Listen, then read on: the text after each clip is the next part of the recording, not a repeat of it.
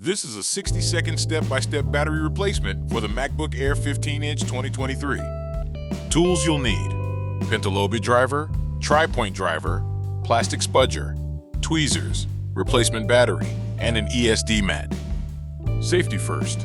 Power down, unplug, discharge the battery slightly, and use an ESD strap on a flat, clean surface.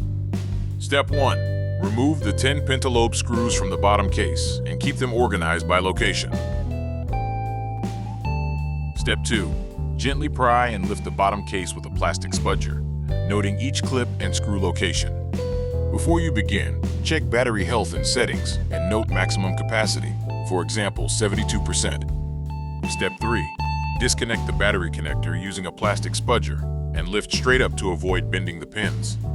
Step 4. Remove adhesive or loosen battery fasteners, working slowly and peeling tabs or applying gentle heat if needed.